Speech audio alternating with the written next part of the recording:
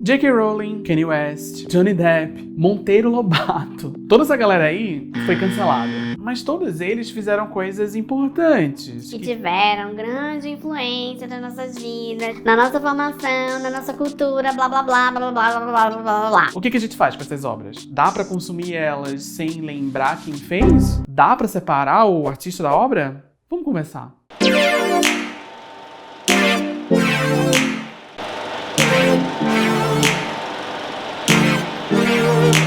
Em 1967, o autor Roland Barthes publicou um ensaio intitulado A Morte do Autor. Era uma crítica à ideia de que o autor de uma obra é o dono de todo o significado que possa sair dela. Para o Roland Barthes, a discussão sobre o que o autor quis dizer é irrelevante. Ele fala que a imagem da literatura é tiranicamente centrada na figura do autor e propõe que a gente desloque a subjetividade pro olhar de quem lê a obra. Ele fala o seguinte: o leitor, a gente, é o espaço exato em que se inscrevem, sem que nenhuma se perca, todas as citações de que uma escrita é feita.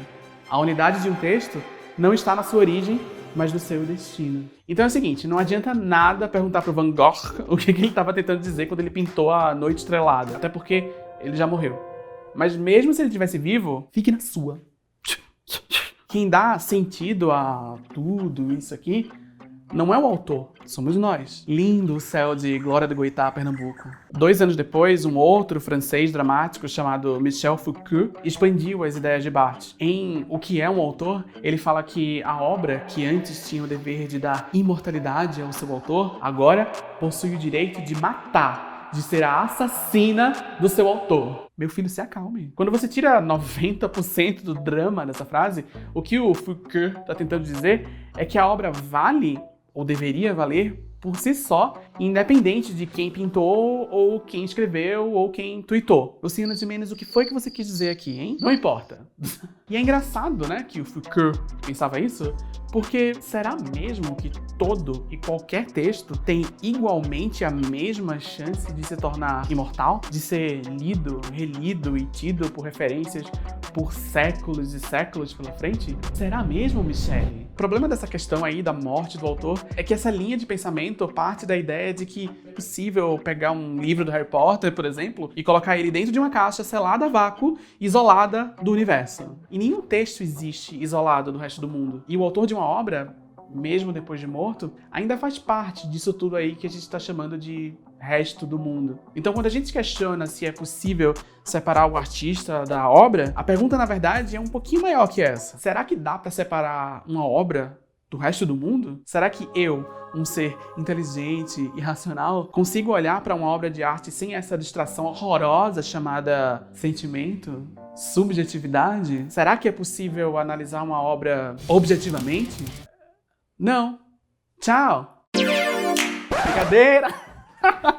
Há muito, muito tempo, alguns homens brancos do passado escreveram textos muito longos sobre esse tema específico. O David Hume, por exemplo, falou em 1757 que a beleza não é uma qualidade das próprias coisas.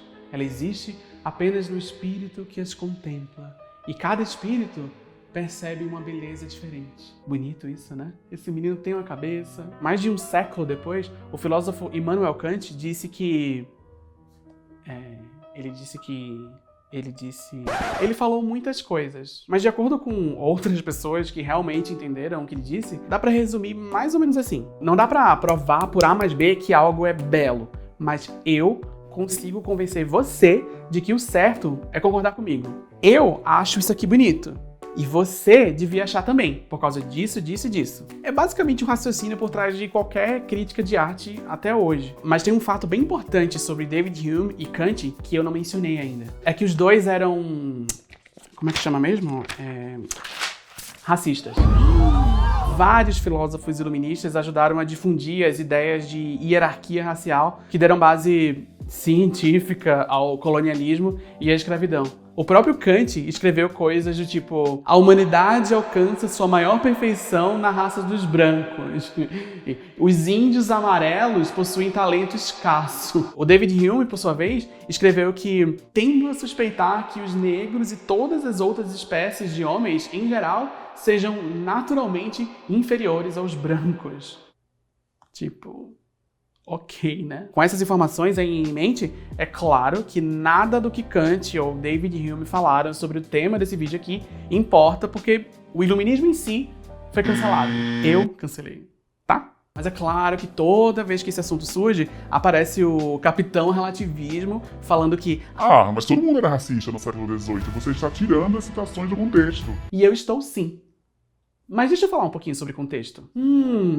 Arte. A Última Ceia, do Leonardo da Vinci, tem diversos elementos fora do lugar. As roupas da galera, a carinha de europeu de todos eles, e até o formato da mesa tem muito mais a ver com a Itália do Renascimento do que com a época em que Jesus e esses caras se aglomeraram ao redor de uma mesa sem máscara. Isso é uma forma de anacronismo, ou seja, uma inconsistência cronológica. Um outro exemplo de anacronismo é Fred Flintstone falando ao telefone, a família dinossauro assistindo televisão. E apesar da extrema verossimilhança, é o Tchan no Egito. E aí, quando a gente está falando de história, se diz que é anacrônico sobrepor os valores de uma época na hora de interpretar os eventos de uma outra época. Por exemplo, dizer que Kant, um filósofo europeu do século XVIII, era racista. Mas aí é que tá, né? Será que o racismo do século XVIII é um negócio tão fora do tempo assim? O racismo científico, propagado por Kant, David Hume e tantos outros, deram a base ideológica que permitiu que a escravidão continuasse sendo praticada durante muitos séculos. As ideias de liberdade proferidas pelos filósofos iluministas foram pensadas em países que colonizaram e escravizaram outros povos. E o racismo científico ajudou a justificar tudo isso. Então não é como se esses caras tivessem falado besteira numa mesa de bar uma vez. Eles são responsáveis pela difusão de ideias que ainda hoje precisam ser combatidas. Não dá pra simplesmente separar uma parte da biografia deles igual num programa de culinária. Aí o racismo você reserva, entendeu? Ao contrário do que uma leitura superficial do Roland Barthes pode indicar, nenhum texto existe isolado de um contexto. E o autor, quer a gente queira ou não, é parte dessa grande nuvem de coisas que a gente chama de contexto. Dito isso, o que a gente faz com essa galera, hein? Porque imagina só, você tá lá na sua casa lendo Harry Potter pela 20ª vez, quando de repente, contexto. Ou, se você for uma pessoa muito chique, você pode ver se tem algum filme do Polanski lá no seu streaming preferido. Mas aí, de repente, contexto. Ou você tá lá no seu cantinho de fone de ouvido, ouvindo as mais românticas da Madonna, quando de repente, contexto. Ninguém tá livre de contexto. O contexto persegue a gente. Tá em tudo que é lugar. E se você mora dentro da internet, existe uma exigência quase sobre-humana de que a gente se posicione política e moralmente em relação a todos esses contextos. Não dá pra ler Harry Potter sem o fantasma dos tweets da J.K. Rowling. Mas tem uma diferença entre as pessoas citadas agora e as que eu citei lá atrás. J.K. Rowling, Madonna e Polanski ainda estão vivos, eu acho.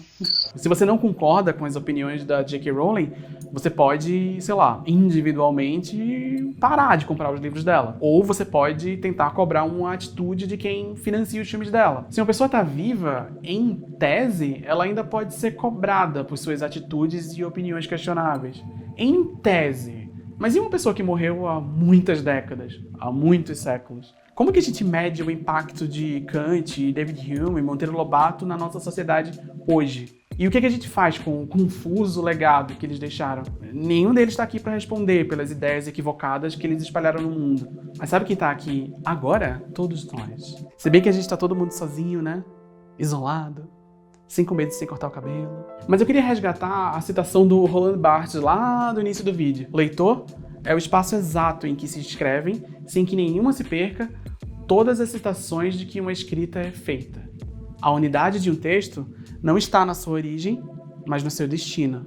A gente, que está vivo agora, é responsável pela leitura de ideias equivocadas do passado e do presente também. E não dá para fazer essa leitura direito sem o devido contexto. Quem escreveu, quando escreveu, por que escreveu, para que escreveu e o que é que a gente tira de tudo isso aí para as nossas vidas. Ou seja, pelo menos até o momento, não vai dar para matar o autor, mesmo se ele já morreu.